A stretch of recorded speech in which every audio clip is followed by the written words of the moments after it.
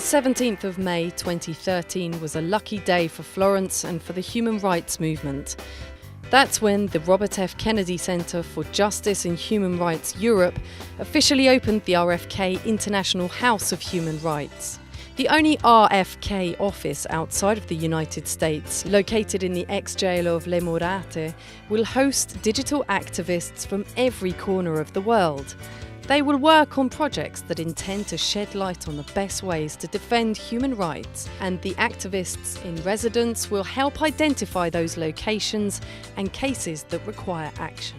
We are here with 11 human rights activists coming from all around the world to be trained and to train us, because the most important thing is that all these people must tell us how we can help. Digital activists who struggle to make human rights violations known now have a location in which they can meet each other, offer and receive training in social media, and strengthen their impact on the local and international communities as well as on political decision makers. My name is Makoto Mahlangu. I'm from Winyame Zimbabwe Arise Waza in Zimbabwe.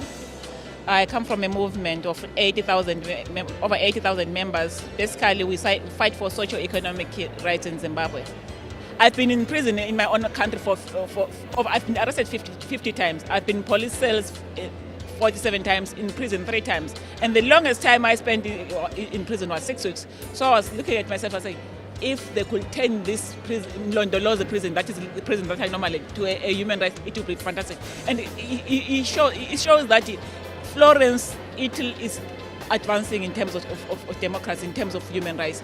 To turn a prison, a facility that was once an operation center, to a human rights center is fantastic. And I'm just enjoying my rooms. We think that in 2013 we will organize 4 training sessions, 4 main training sessions.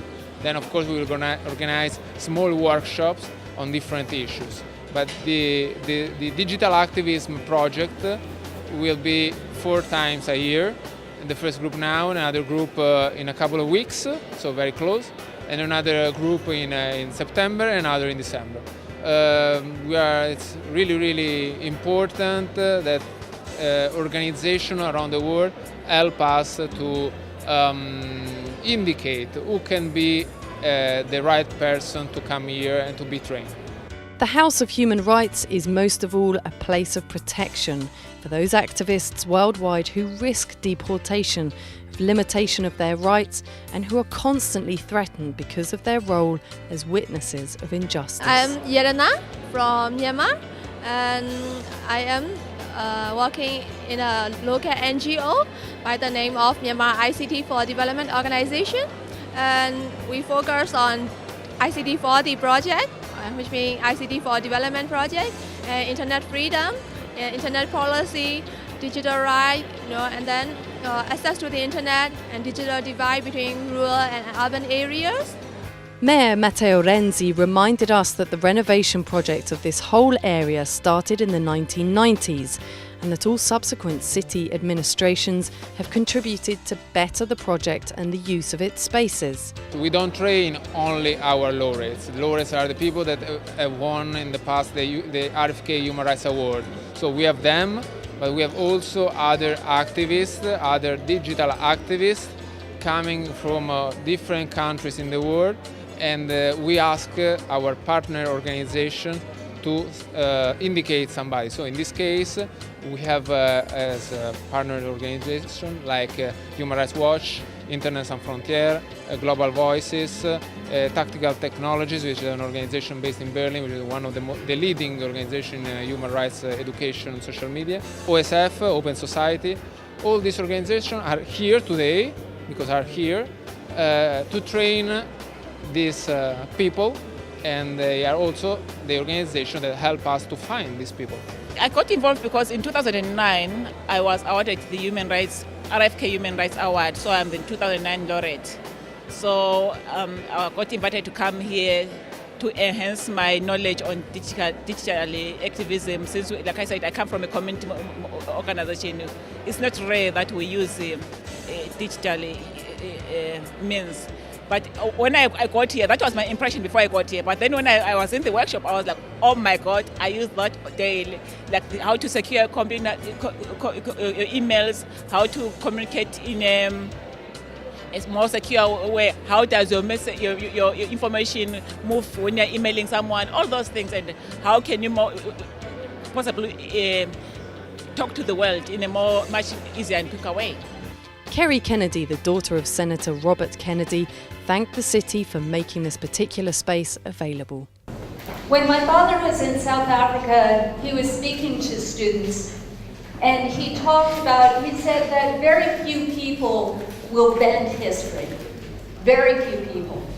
But each of us can make a small change, can change something to make the world better.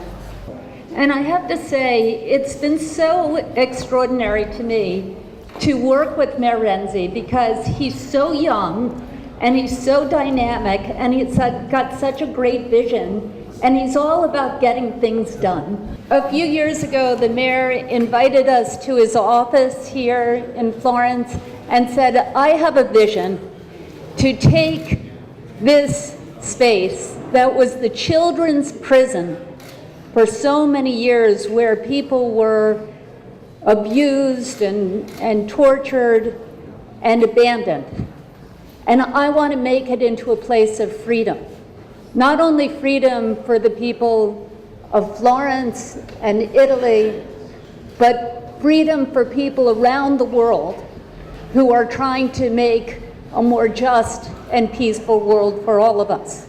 It's probably just chance that the International House of Human Rights opened in Florence. Tuscany, under the rule of the Grand Dukes in 1786, was the very first place in the world to abolish the death penalty. This sensitivity towards themes of justice and global responsibility in Florence today parallel the ideas that led to the foundation of the RFK Center in memory of Senator Kennedy in 1968.